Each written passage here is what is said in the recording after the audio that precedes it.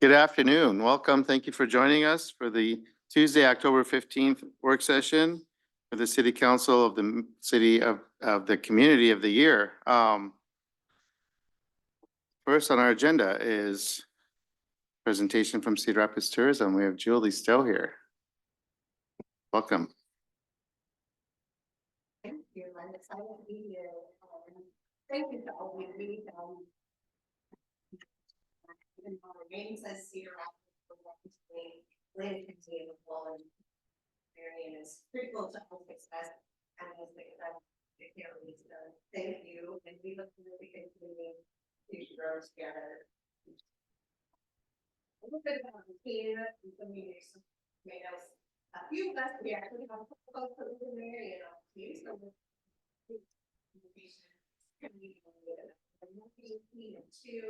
there are three of us that road that doing sales. So Jay Fonta, who's our director of sports tourism, myself and Emily Toll are out on the road a lot at trade shows and visiting with meeting and sports planners.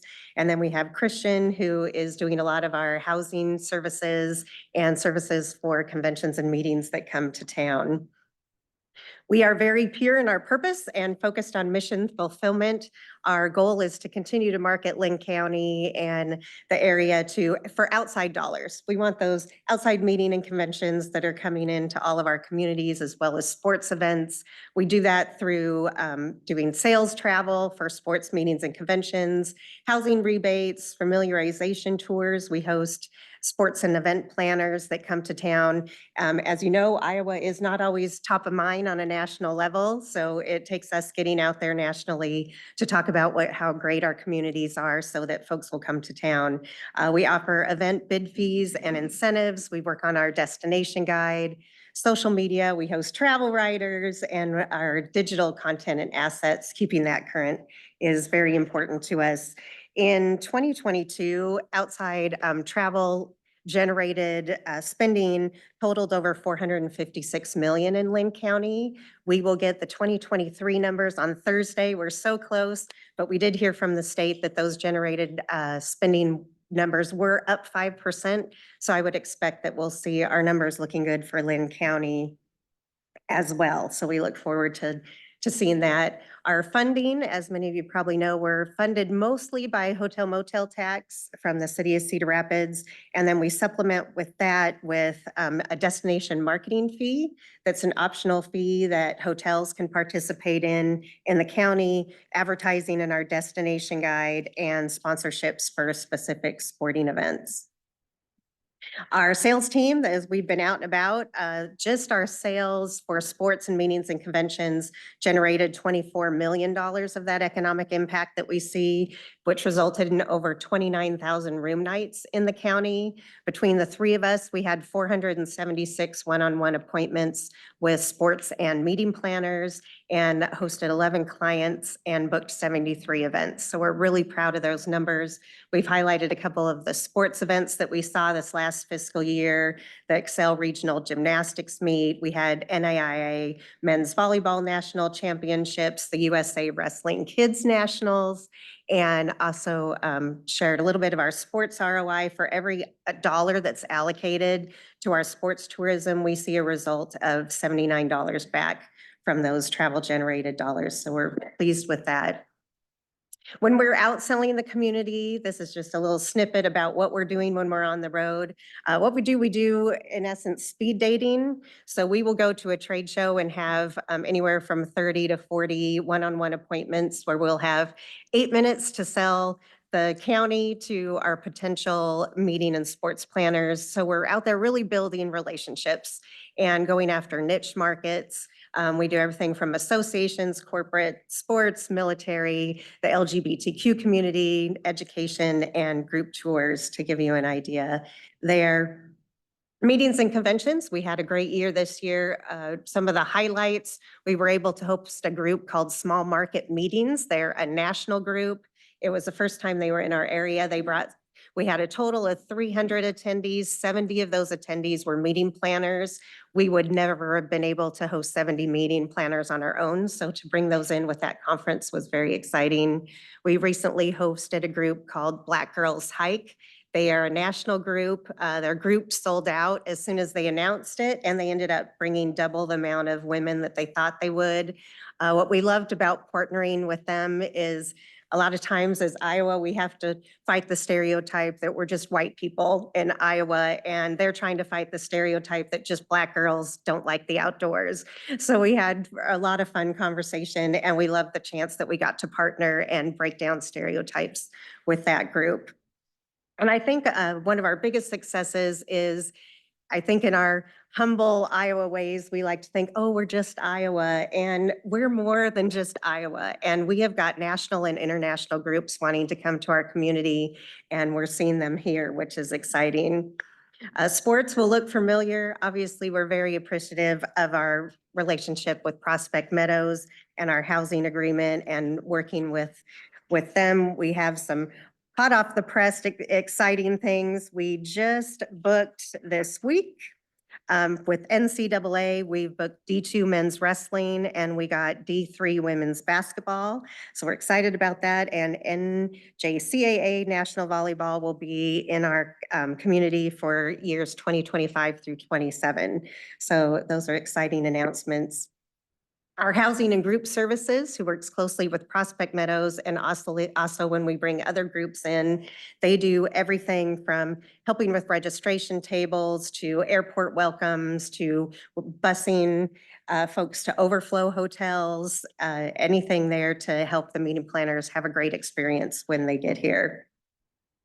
There's some information on how you can find us on social media. As we think to the future, we're really excited. There's always something new to do. We're partnering with the state right now on some international leisure marketing, and we're in the process. We start some training with our hotels next week, but really eager to, there's so much opportunity within that market. So we're going to start going down the international road and see who we can get to our community. But I thank you so much for the opportunity, and we look forward to the continued partnership. Thank you, Julie. You bet. We'll take, you give time for questions? Sure. So my question is the 30,000 hotel nights. Was it your statistic? Does that include Prospect Meadows? Yes. That includes the 25,000 from Prospect Meadows. Okay. Any more questions?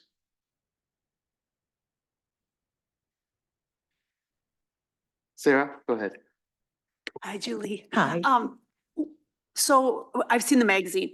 Can you tell us or give council just a little bit of an update, like when you're in bringing groups into Marion? I mean, I know we don't have a big venue that people are like, you are holding NCAA tournaments. And my niece actually was at the Excel event, so I was actually at that event. But how does that interface with Marion or our communities around here, being that you have these groups in the kind of the core of Cedar Rapids? Sure. How do we best like Take advantage of partner that and do yeah, that? yeah. Sure. Well, we're out, we use our destination guide a lot with folks, and then Christian, who's our servicing manager, interfaces a lot as well. But when people, what we do find, if people come to one specific event, especially if it's more than one day, they want to get out and they want to see more within our community. I mean, we even have collaborations with Amana. There's folks that, so if they're going to drive to Amana, they're certainly going to drive over to Marion and want to be a part of the district that you have going on here. And there's so many amenities. When I'm out nationally, I hear about Prospect Meadows. I hear about people will say, oh gosh, my kid had a baseball game and we've been in your community before, which is exciting. But people aren't stagnant, which is what I like. They're getting out. They want to see more. They don't want to just be in one place. And so I think through the destination guide, us continuing to say, get out, go to Marion, go to the district, go. You don't have to just stay downtown or just in the venue we are, because we see that with Prospect Meadows as well. Obviously, we'll want them staying here, but they'll sometimes end up in the district or end up in Kingston Yard. So I think there's a lot of crossover. Is there more we could be doing as a community to help tourism, to make it easy for people to get, especially if they're here without cars, or if they're here, they're not really sure where they're going? Are there things that we could be doing that, and this doesn't have to be answered today, I just toss it out there. Because you and I've, shared a background in how we look at a big picture, but yeah, if there are things that we can be doing to help partner with you to make sure people are seeing the different amenities or the things that are being offered, whether it's through conventions or what's happening or things that we could be offering, doing. I think that's a big part of our dialogue too. Yeah, I would love to have continued conversations and have us sit together and brainstorm on more we could be doing. I'm sure there is. Okay, I want to be part of that. Okay, I'd Good. love it. Anyone else? Okay. Thanks so Great. much, Julie. Thanks for Thanks for having me. everything you're doing. Please thank your staff on behalf of all of us too. Absolutely. Thank you. See you.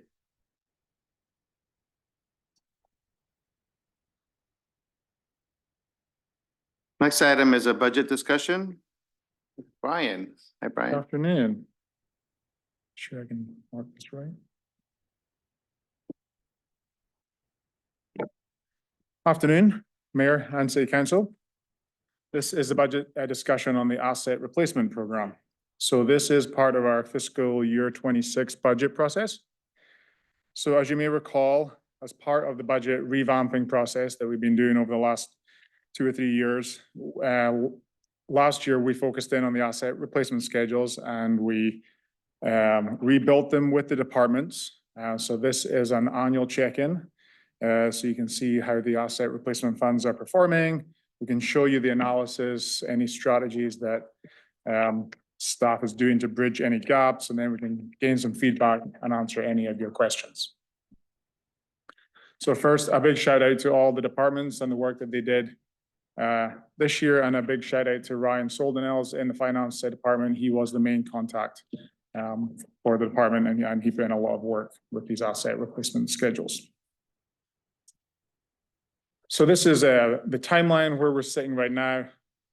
Just a reminder, we did switch from the original budget calendar. We switched the CIP discussion, which was going to be tonight, with the asset replacement. And so you'll see the CIP discussion at the next council meeting.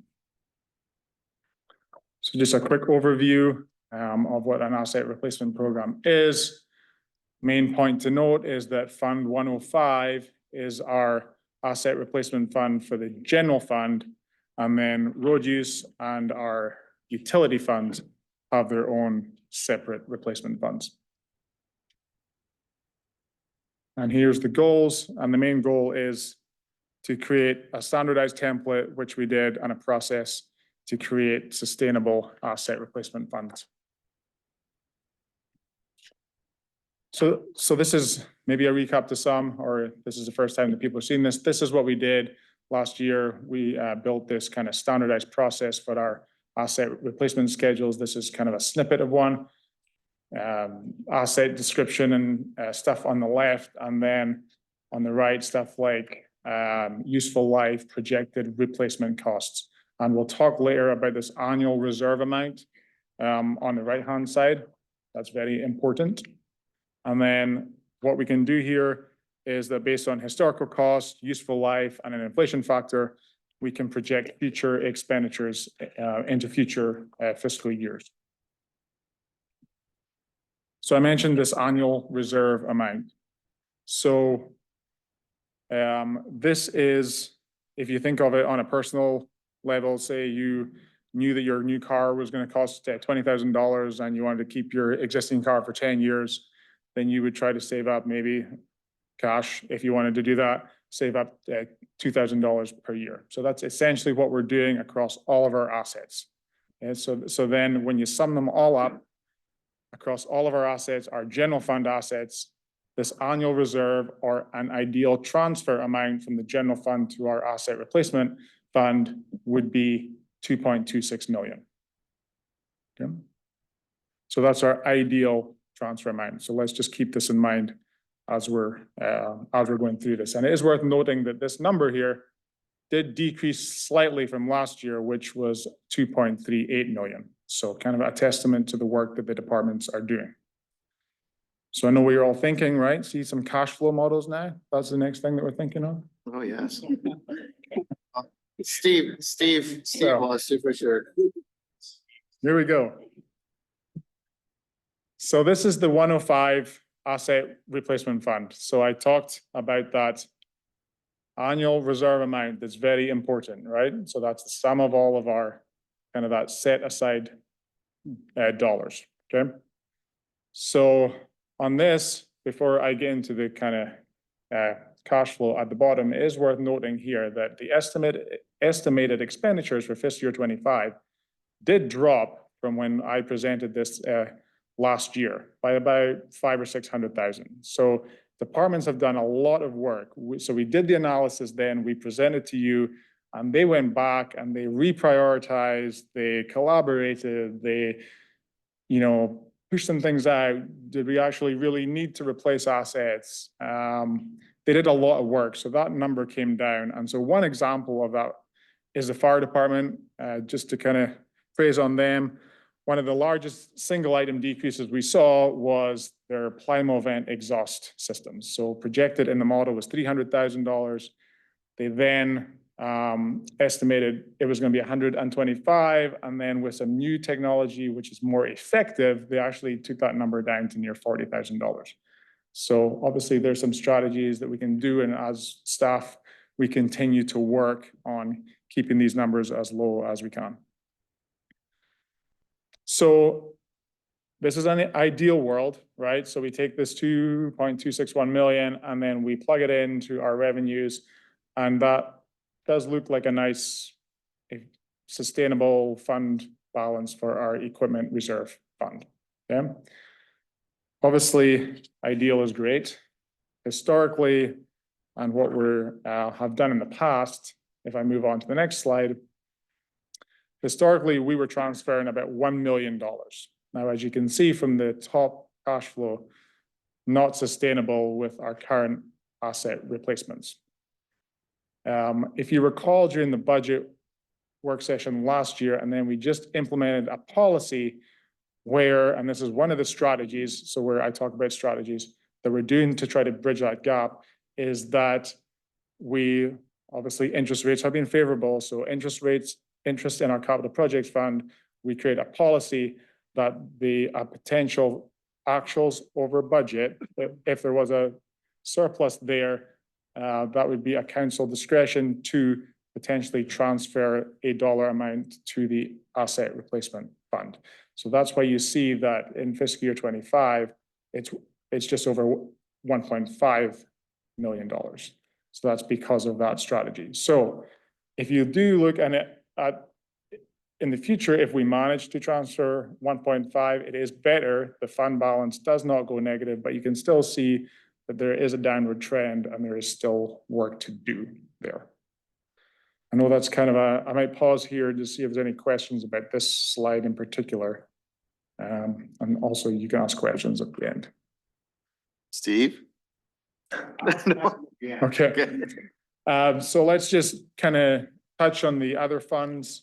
So the road use replacement, sanitary sewer, and solid waste all have their own asset replacement funds. So again, kind of focusing in on that annual reserve amount, it's worth noting here that this was the first year that Public Works, I want to say public service, Public Works, revamped their asset replacement schedules. Just given the reorg that they were doing, moving into the new facility, just made more sense that that they did it this year. So a testament to them and all the work that they did. That was a lot of work. So the road use fund here, you can see this annual reserve amount.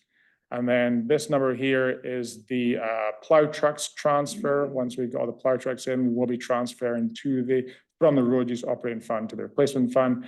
And then we're plugging in just over a $700,000 transfer. So you'll see that the fund balance stays fairly sustainable.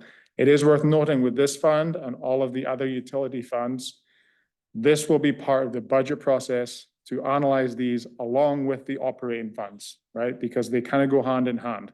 It's either a transfer or a direct revenue that sanitary sewer is. We have to take them and look at all the other obligations on the operating funds. Mainly, you have to pay your debt service first before you pay for equipment replacement, so stuff like that. So just know, you'll see maybe some negative trends, but this is part of the budget process here as we look at these funds in more depth than we have before.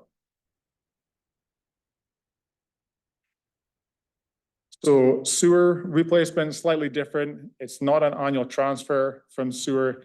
It's that $2 capital charge, specifically itemized on the residents' sewer bill. That's part of the revenues in the sewer replacement fund. And there is some other obligations on the sewer replacement fund. We have our annual CIP programs. That comes from there, and maybe any other CIP projects. So annual reserve amount of 200,000 with, you can see, plugging that in right now, a slight downward trend on the ending fund balance. And then finally, solid waste. This is the one that's, there's been some aging equipment here. Obviously there's a lot of, still some unknowns with the operating fund here. Automated garbage collections, seeing how that kind of plays out to some degree. So you can see that the fund balance projections right now do go negative, mainly because of the projected replacement of a grinder for 1.2 million in fiscal year 25. So staff are still working on some strategies there and seeing how this plays out. So that's why that fund balance is negative there, but you can see it does beat back up again. So lots of work to do, but we just wanted to give you an update. And so just quickly before questions, just next steps, the main goal is that we even go back now again before we plug numbers into the budget. We reprioritize again. We take a look at new quotes so we can really hone in on that fiscal year 26 replacement number. So more work to be done. This is At that great. stage, any questions? It's good to see that we're finally getting a handle on all this, and getting the whole picture. Really, I appreciate that. Having been doing this for years, it's good to see us getting to this point. Go ahead, Steve. Yeah, I mean, managing your fixed assets is not sexy work, but it is absolutely essential work. I mean, I'm sure you come across, because when I was a Vector, we push this out to the departments and say, review all your assets. Yep. And inevitably, there's always items listed in there that they no longer have. And of course, you're insuring those dollars. And so now you're essentially throwing money away, insuring something that's not even there. So from that standpoint, this should bring all of that under control. But the one area I want to get some feedback on is you got the line item on there, which is the asset replacement cost. How did everybody, I mean, that's got to be a tremendous amount of legwork for $20 million of assets to come up with that line item on what the replacement cost is for a truck or a computer or desk or whatever. So, I mean, who's doing all of that legwork and how was that done? Yep, so that's, so the department heads will be using our model. So what it does is that the purchase price, based on how long they expect to keep the asset, will on an inflation factor in our model. And that's one of the things that we want to make sure this is the first year that we've seen the data now in actual practice. We have like a 3% inflation factor. We might want to adjust that, but there's stuff like the fire department where things can go down. Generally, they're probably going to go up. I know that that with Michael Maloney and the work we've done, we've got 5%. So right now it's a young model, but we are working towards. We'll look and see in the next year or two. But what I saw was that we actually came in slightly under the projected. But because this is the first year that we've done it, it's hard to gauge because we had to go back and get some historical prices that we maybe didn't have. So we were actually trying to line up with actually projected costs as best we could in the next year. But it's those out years that are harder to do based on an inflation. So the majority of those numbers are all being indexed, Correct. but some were hard numbers based on specific items you thought were more relevant or more critical? It was more just the historical cost was hard to get because some items that we like purchased 5-7 years ago, we had a historical cost, plug it in, useful life. Right. Others were like older assets that we really had to then go, okay, what's our projected, because we're gonna replace this in 2 years' time, it's 25 years old. So, yeah, yeah, But can jump in. Last year, the departments completely rebuilt the asset replacement schedule. And I think what Brian's getting at from the historical perspective is um, there was not a high level of certainty that there was a true asset replacement schedule. And so the departments last year went through and completely deconstructed it and rebuilt it, going through that system to itemize everything that we've got. And then that's why Brian said this year is that first full year of it. Actually, this process has now been inserted into the overall budget process. So this is the first iteration where we've actually been able to go through and refine those numbers and update it as part of this process. So the historical perspective that we didn't have, that we will be able to get from here on out, is those past numbers. And then the other thing too that's going to be beneficial is I think we've seen it in the Public Works Department where we had to do a wholesale purchase of fleet. Well, now we're going to be able to plan it out better so that it's not all at one shot and we're going to be able to spread out that burden. But I do want to give a tremendous amount of credit to the finance team, to the departments. Kim really led that process last year with the deconstructing this to build it up. So we can make sure that we've got predictability and that we can continue to use this living, breathing tool as part of our budget process to make those informed decisions. Yeah, I think following up what Nick said, I think this is just at least another area showing that the city is being better managed and we're taking control of things. So I think the work done here is very good. Like I say, it's tedious. A lot of it is tedious, matching everything up, making sure you've got all these assets. So it's not fun work, but it's absolutely essential work. So great job. and like you said, to your point, it's the, now that we can see this, we have the visibility. It ties in with our asset management. It ties in with our insurance. We can just piece all the things together now, and it makes it really efficient when we're trying to look at department expenditures. Yeah, it's just a way of being able to have predictability of where we're going so that we're not making decisions in a vacuum and we know exactly, or we have the model at least, and you can, I know you might have to adjust the inflation figure or whatever, but we have the model and that's the important part. So. Yes, go ahead. Well, Brian, you took away one of the questions I had, and that was how you're factoring in year over year inflation, what you anticipate for that. As I looked at the staff memo that was prepared, so this is all for all items $500 or greater, and with a useful life of 3 years or more.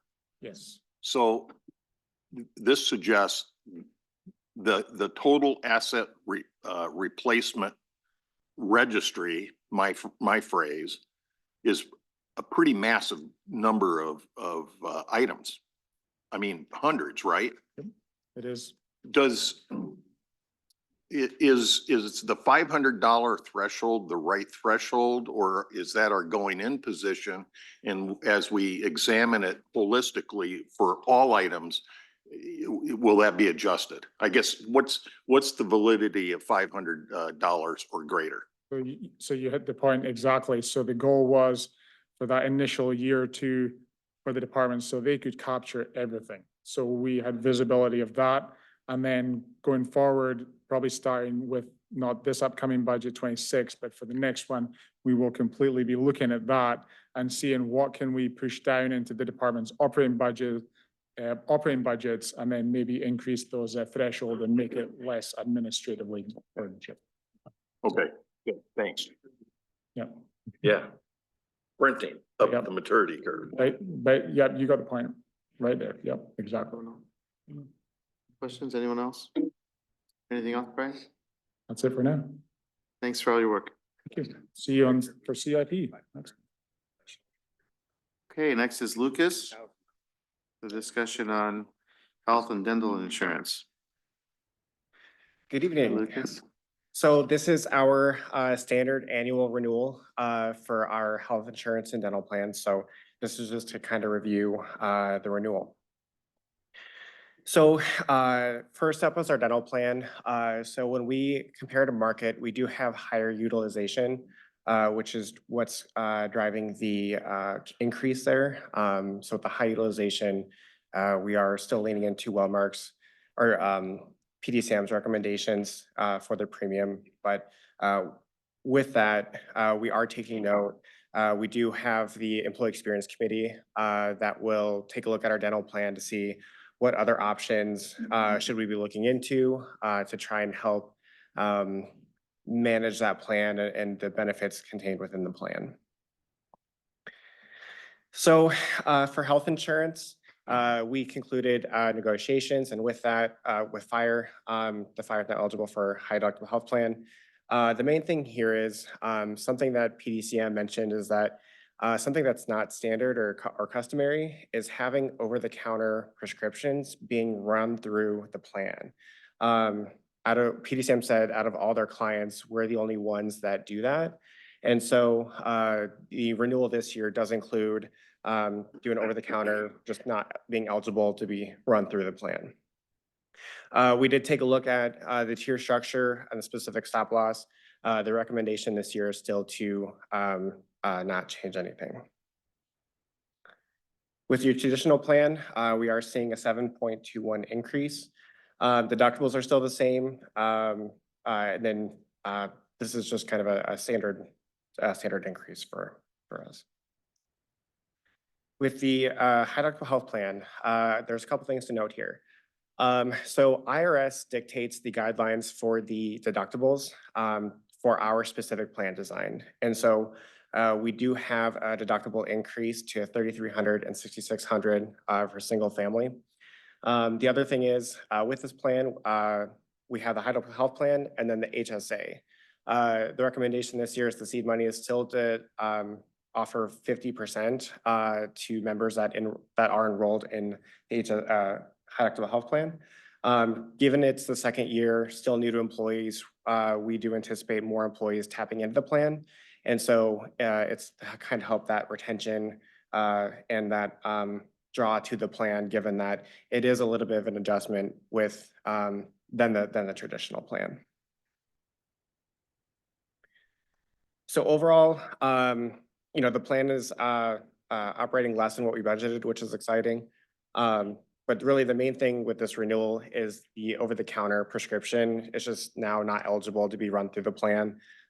That's really the major difference. And then again, the committee will partner with PDCM and take a look at dental plans to see what other options we have that maybe would be a better fit for the city. Do you have any questions? Questions for Lucas? Go ahead. Lucas, this just a minor item, over-the-counter prescriptions. Aren't over-the-counter medications available without prescription?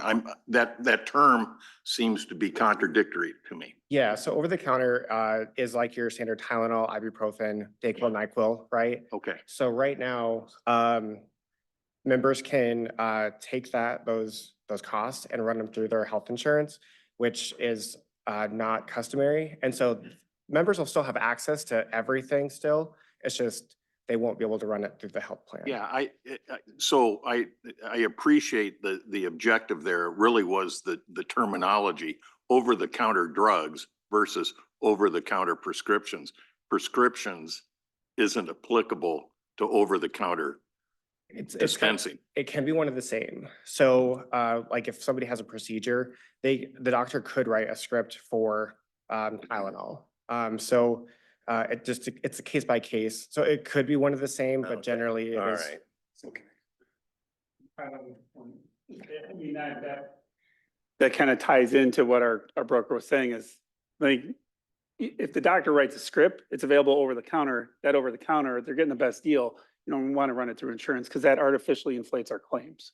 So that's one of those plan designs that was very unique to Marion that doesn't make sense. All right. Thank you. Lucas, you made a comment about the seed money for the high deductible. that last year is our first year for that plan. And so you want to continue it this year. So am I understanding then in subsequent years, future years, that seed money will not be there? That it's only here for the first couple of years to attract people to that high deductible plan? So we'll evaluate it on a case-by-case basis based on plan performance, what the market's doing. And so it's hard to say what the recommendation will be for next year. So next year, we would still evaluate if the lump sum option makes sense, but if Okay. it makes more sense to do a matching option, we would look into that as well. So we would just kind of take a look at the plan performance and market data to help drive that recommendation. All right, that makes sense. All right, thanks. Anyone else? Thanks, Lucas. Cool, thank you. Next, we have Steve Cooper.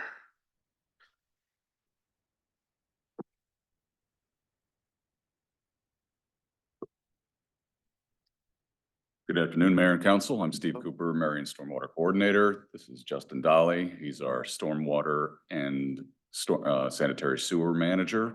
We're going to talk a little bit about our drainage way maintenance that we are, it's an effort that we're getting into. So this is a picture of some of our drainage ways. This picture that's on the left is actually it's a map that we've created out of a document called our drainage way maintenance policy.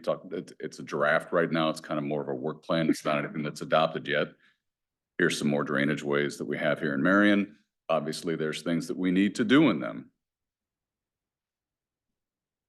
And why do we have to maintain the drainage ways? Well, they're important for conveying stormwater, and they are important for protecting and possibly even improving public health and safety. And we need to have some consistent standards to make sure that they are maintained properly. We need to know what we're doing and where we're doing it. We get complaints, as you probably know, from residents about certain drainage ways here in Marion, what we do in some of them. Sometimes we do some things, sometimes we don't do anything. So that's what these consistent standards are for. Now that we have our restructured engineering and public works department, we actually are able to communicate and coordinate this better. And it again, provides consistency and clarity. We mapped and cataloged and itemized all of our all of our drainage ways here in Marion so that we know what we are doing and where we are doing it. And this is a policy that's, again, it's draft. We're getting through this. We just want to let you know that we are doing this. We're being proactive in trying to get to this and letting you know how we're doing it. Justin's going to talk about a couple of the places that we have been to recently and specifically what we do in those areas. Yeah, so here's 29th Avenue, we call it Lyric Ditch. What we had here was just an erosion problem. It was some sand buildup, so we went through and cut it all out, regraded it and put seed down. And we took care of, there used to be a bunch of that hemlock weed right there. So we took care of all that and treated it. This is kind of a small patch fix. The big plan for this ditch would be, I would think, regrade the whole thing to make it not erode at all. Right now, it's kind of just a quick fix until we come up with a better solution. And you guys have seen this one. This is that one off of 35th Street, Willowwood. And they constructed a sand catch basin with a new overflow. And down, it'd be to the east of that graded lid there. That's where all the erosion used to be. That's all been reseeded, back growing good. And that's more of a bigger scale fix project that we do day to day.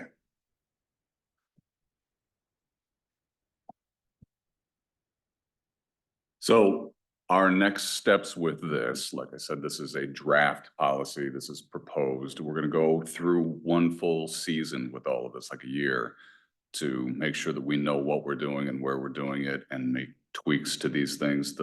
In the previous slide, you can kind of see the highlighted area is actually out of the document that says, here's what we do, here's the name of it, and here's what we do there. And then there's the map of it. So tying that picture of what we do to the actual document that we're working on there. So we're going to keep working on it for the next year. We would like to come back here in a year and propose it to you as a policy that's officially adopted so that when someone calls and says, hey, what are you doing in my drainage way? Or we have a problem here. What is the city going to do about it? We can say, oh, yes, we know exactly what we're doing there. Or we say, yes, that's something that we don't do anything with because it's private property. So that is what we are hoping to do. And we'd be open to have any questions or comments from you. Thank you. And is it Justin? Justin. yep. Justin, okay. Yep. Any questions for Not a question, but Steve or Justin? I think this is essential. I mean, we're gonna be going through the stormwater study. Right. In the So future, water master so- plan is going to contribute to this. So having that stormwater master plan and having this legwork done before that is completed, I think is gonna be a great marriage of the two together, so everybody kind of knows what to expect. And I was involved in the Willowwood project there. Yeah. And when you take just a project like that, you're gonna hear all of the comments from the people that are directly impacted where it's their backyard. But all of that is coming from a much, much larger neighborhood, to the west. So even though it's a small area impacted, I think the way the city did that is an excellent example of what we can accomplish in this area. So that solved a lot of problems, and that was a great project that you guys completed. So Makes it a lot easier to maintain. absolutely, for everybody, for the city and for the homeowners. And this proposed draft policy that we have developed right now that we'll be working on, this is the first of what will probably be many of these kind of documents that we'll bring to you now that we have cooperation between the engineering and public works department that we're one department. So this is, you're going to be seeing, we're going to be bringing more of these to you to accomplish more good things like what we're talking about. So what is the recommended, I guess, procedure or course of action if we or residents notice an area that needs to be looked at, do they contact? You would contact the engineering department The or engineering public works department. department. So, One- I mean, so we would could just both have say, access to call the this. engineering department. Yes. Okay, and that's how they report it, and then you'll take. We've actually already used this. Kara had a resident call and say, hey, I've got something going on here and what are you gonna do here? And we went right to this document. Oh, well, here, we've identified what we do here and this is exactly what we do. So you were able to respond to that resident with, so great. we've already been using this. That's great. Awesome. Anyone else? Go ahead. Yeah, Steve and Justin, I think it was last week, one of the drainage ways that's on your inventory here, PU01.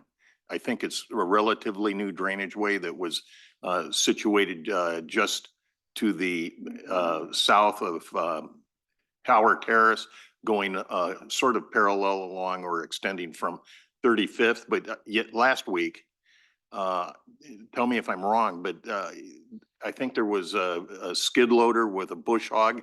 Yeah, Yeah. that was a detention basin. Right. Yeah. So the specific question I have about that, when that was constructed, it has a concrete, probably a 3 or 4 foot wide waterway at the very bottom of it. I presume that's just to prevent erosion. But you really cleaned up the entire area so that it's free and clear for larger flows. I guess, is it the intent then to periodically go back and re-clear those areas? Is that the objective so that they remain viable for water, either retention or flow? Yeah, that'd be the first time that one's been touched. We haven't, so Right. to even inspect it, we didn't know what we were getting into. So yeah, Sure. we took the mower out there, did that, and Well, I just want you to know I was fascinated with that. we had a lot of people stop That and was good. comment how nice it looked. They'd never seen it like that. Yeah, anyway. Okay, that was, I think, just a real world example of the kind of work that you're intending to accomplish with this. So, That was a blend of the detention basin or the drainage way proposed draft policy as well. And we have another one like this that is for our best management practices, detention basins, ponds, those kind of things.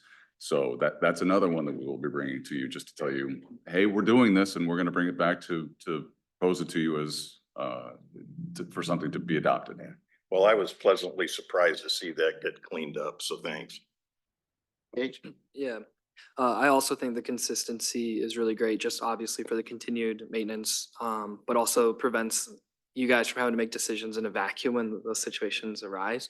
My question was, I noticed the slide mentioned increased complaints or inquiries from residents, and I was wondering, so I just don't have all that context from the past, but I was wondering, did those increased requests come from like a couple specific situations, or is that more, does that more tell the story of like across the board and the need for this policy, of course?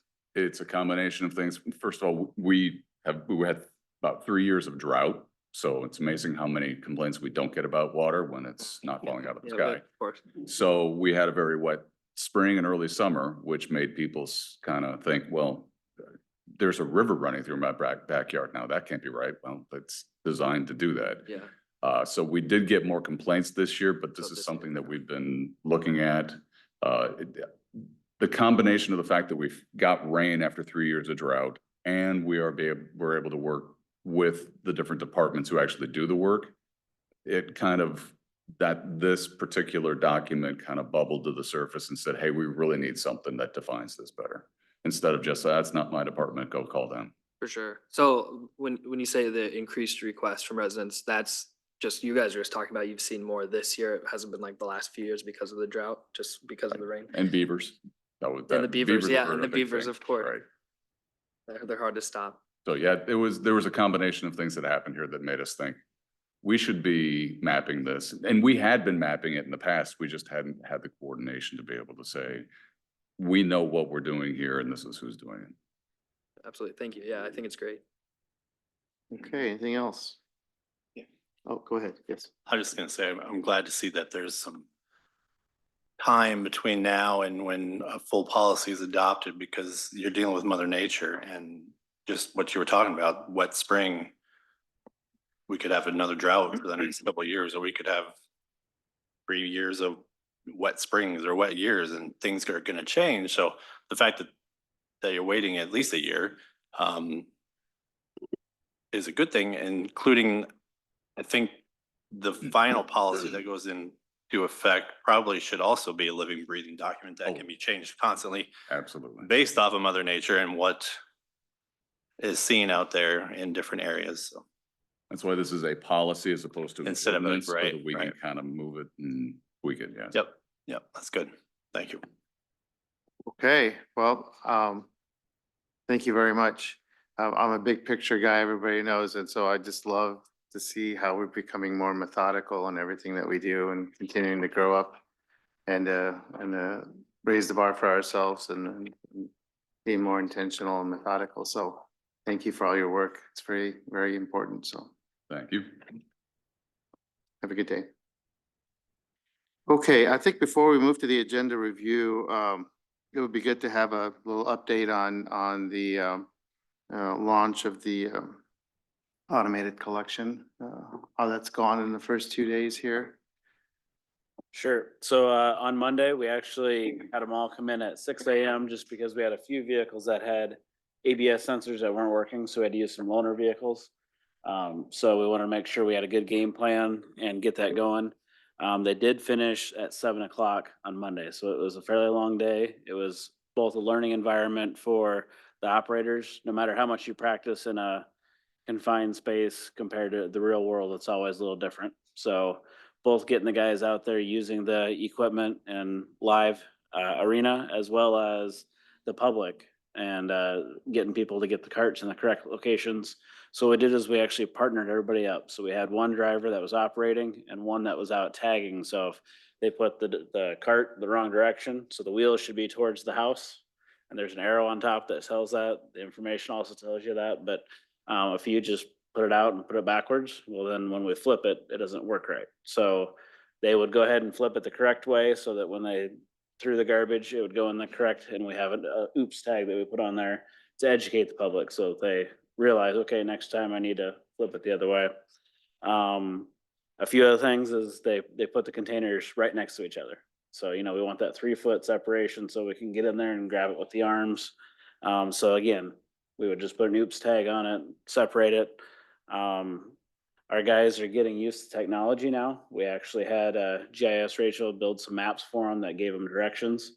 They're used to just knowing their route and running with it. So just a lot of new things that they were learning.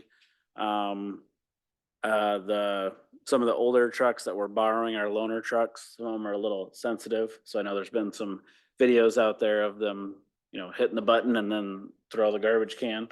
So it happens, but they would go out and pick it up and get it.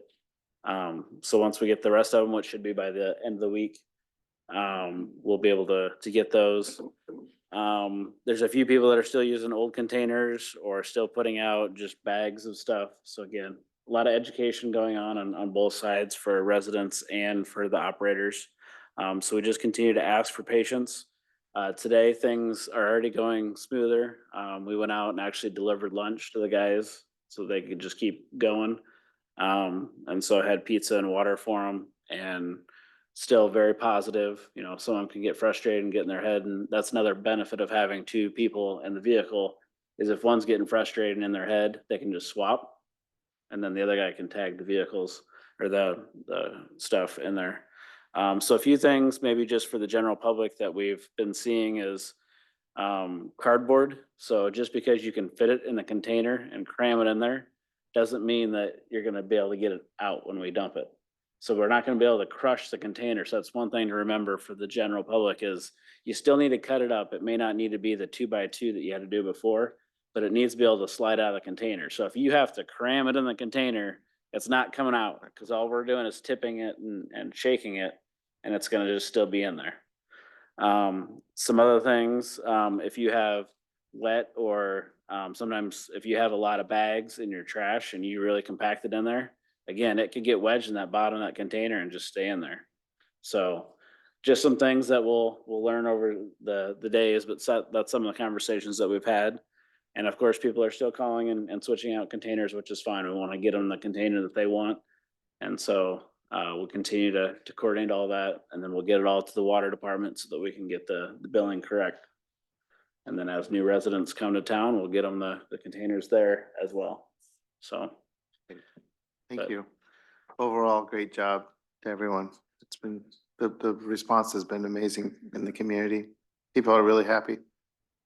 So I mentioned at the meeting this morning, I saw some real dreamy reels on social media that people created over the trash collection.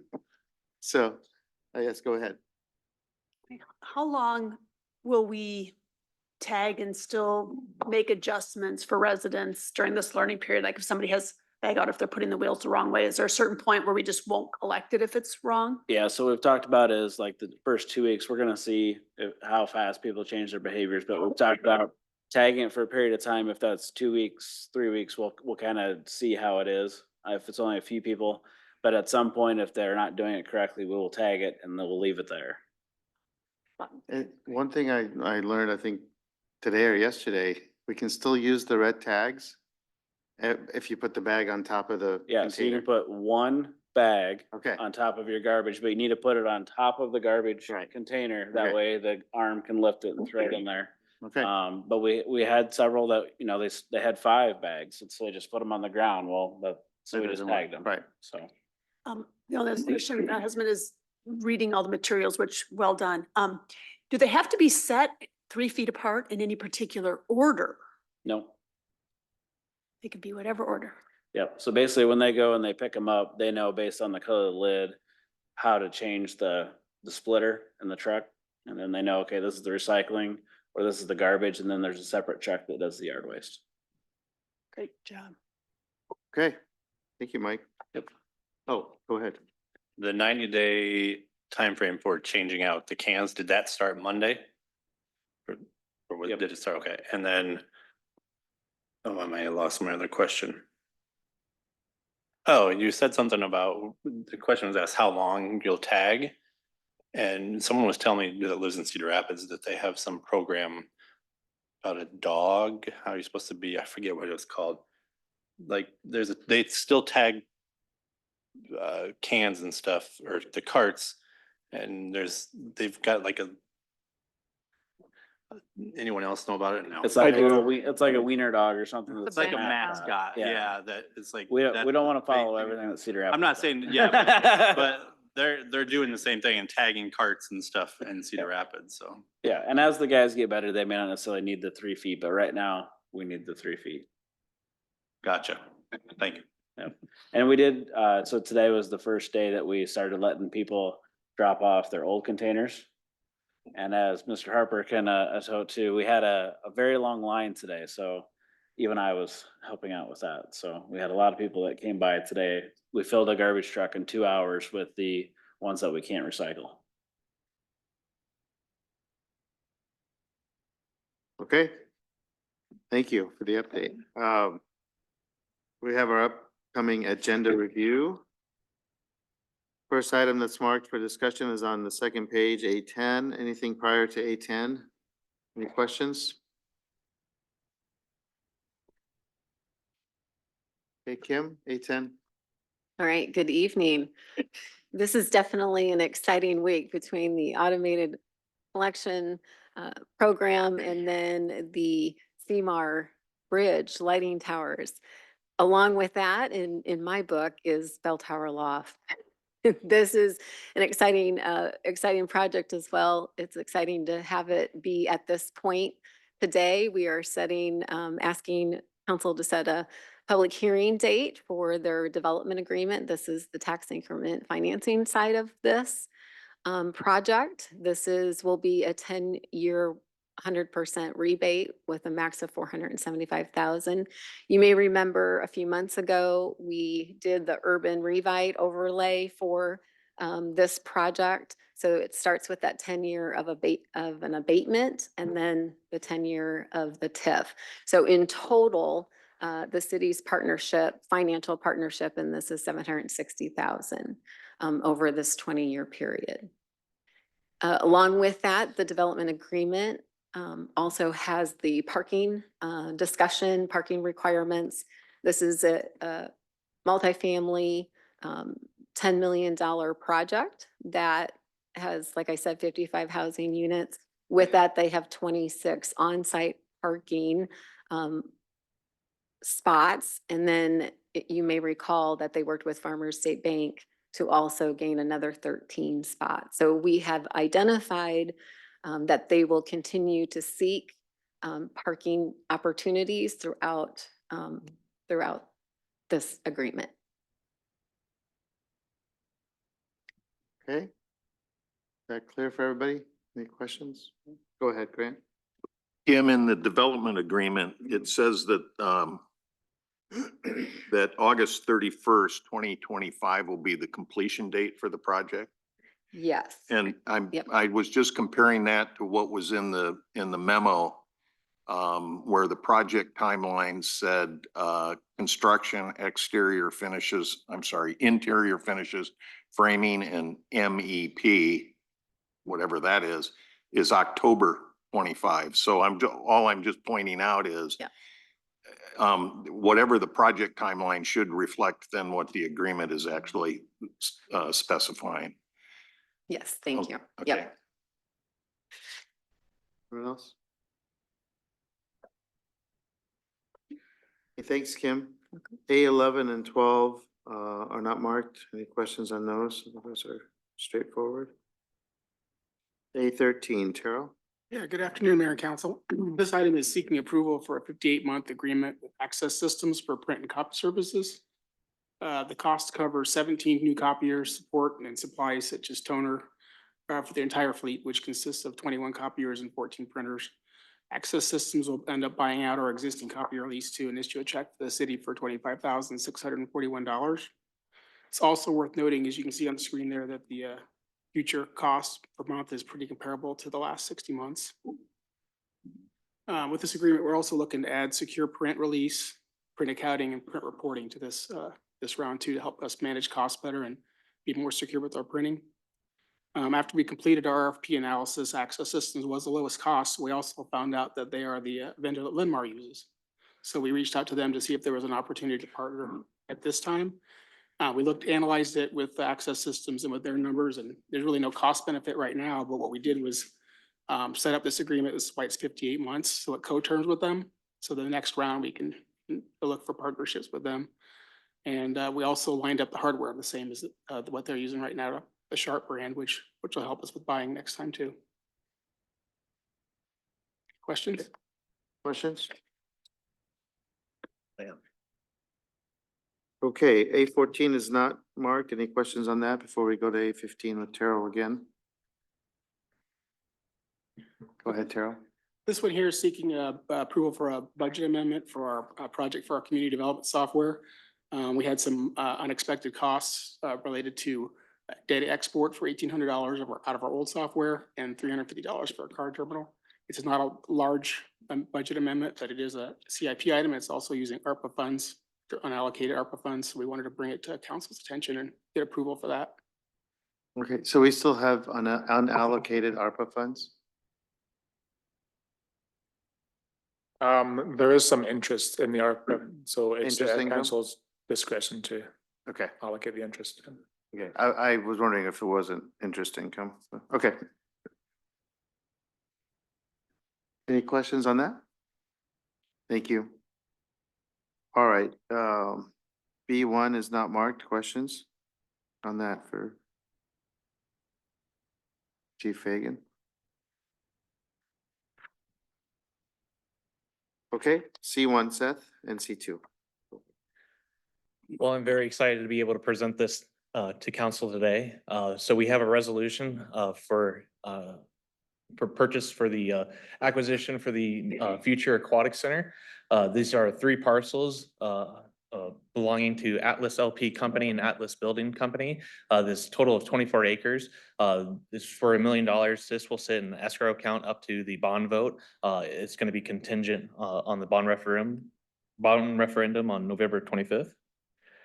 And with this, with the aquatic center, we have a lot of next steps following this MOU agreement. A lot of it's really gearing up to the bond referendum on November 4th.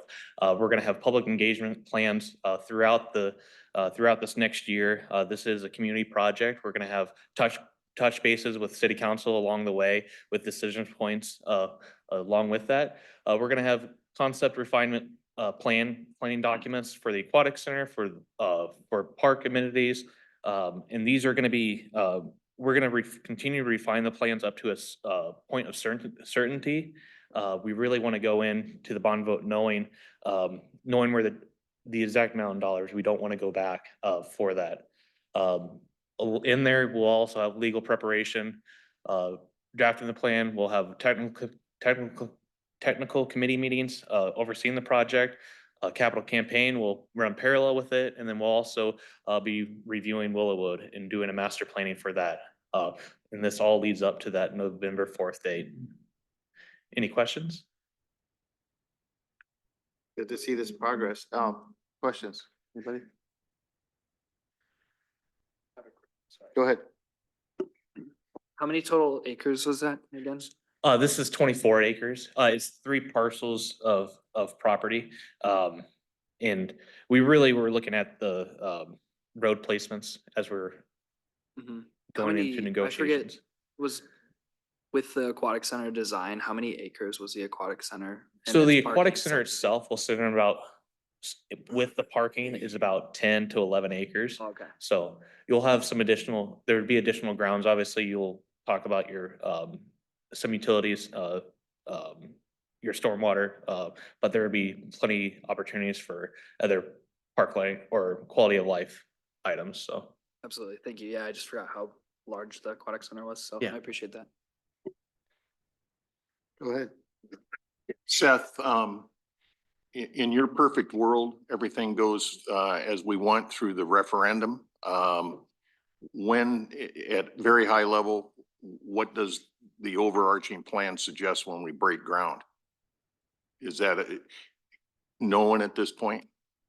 Based on the timeline that we have, we were projecting spring of 2026, but that's again a decision point that we'll bring to council. So. Okay. And also, based on the conversations to date, is there any expectation about construction duration? Is that like 18 months, 24 months? Surprisingly, it's one construction season. So at least for the aquatic center itself, when we talked about Willowwood, that will be a different construction year. Just from a timing perspective, we want one open and not to close the other. Okay. Thanks. Yep. I know it's taken a lot to get to this point with this project, so congrats to all. Thank you. Okay, you have C2 also, Seth? Yes, really, I wanted to touch base. We're in the middle of our planning for a future greenhouse out at Lau Park with a head house. And during that planning process, we looked at many facilities and saw a real opportunity to be able to look at the Arts and Environment Center at a head house, and also the need for a storm shelter for that facility. And so we're doing a schematic design for the A&E building with the greenhouse. And the deliverables from this project will get us better numbers from a budget perspective, but also have better opportunities for grants and fundraising down the road. So. Okay. Questions on that? Okay, the next item marked as D3 on the next page. Anything prior to D3? Any questions on anything prior to D3? All right, D3, Mike? Yeah, so I wanted to talk about CMAR real quick. So if you have not had a chance, I would drive underneath the Marion Boulevard Bridge. We got 2 of the piers set today. They won't be lit until we get some more work done on it, but the 2 easterly ones are up. So take a look at that on your way home or just out and about. We'll switch traffic control and get the other 2 set. This is then the next phase of CMAR. So this is going from Menards underneath 100 down to Mount Calvary Cemetery. So we have acquired the easements needed from the Bjornson family. So we only have Mount Calvary that we're working through left, and then we have all the easements that are needed for this project. So that's very positive, and we'll be having a big celebration when we get this last segment of trail in. So when would we, I mean, I don't know, I guess it depends on getting that last piece of the easements, but when do we anticipate cutting the ribbon on this finally? Yeah, so this will only take a construction season to build. So a lot of the groundwork was done with the sewer project that we did and get the ground so it was ready to go. Obviously, there's a slight deviation in some of the alignment where it won't be exactly over the sanitary sewer, but for the most part, it will be. There's several bridges that do have to get built, but it'll be one construction season. So if we can get everything through the DOT, this does get let through the DOT. The plan is to have a letting this winter, and then we would start in the spring, and it should be constructed this construction season. Oh, that's great. Go ahead. Mayor, Council, we wanted to flag this because a lot of time has been spent on working on these easements, and also just recognize the appreciation for the Bjornson family as they've worked with the team on coming to an agreement on this so we can't get going. So a lot of people, a lot of time. So really appreciate the cooperation and partnership with everybody. Yeah, again, I don't know, there's a lot that goes on before things get to this point or get to be presented to us, and there's a lot of behind the scenes work. So we recognize that and appreciate all the time and effort spent. So thank you. Any questions on that? All right, I don't believe anything else is marked on the agenda. Any questions on the remainder of the agenda?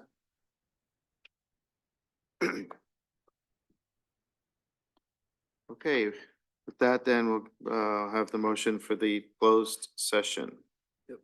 Mayor, I move to adjourn to closed session regarding litigation and real estate transactions as permitted under section 21.51C and section 21.51J of the Code of Iowa, and this is 4 separate matters. Second. Been moved and seconded to adjourn to closed session regarding litigation and real estate transactions as permitted by the Code of Iowa. May we have the legal counsel statement, please? Thank you, Your Honor. I reviewed the proposed subject matter for the closed session and find the same to be appropriate under Iowa Code Section 21.51C and 21.51J. Thank you. Any questions or discussion before we vote? Roll call, please. Mr. Jensen, Yes. Mr. Harper, Yes. Mr. Miskman, Yes. Mayor Abu Osley, Yes. Ms. Menzer, Yes. Mr. Brandt, Yes. Mr. Sterned. Yes. Thank you. We're adjourned to closed session.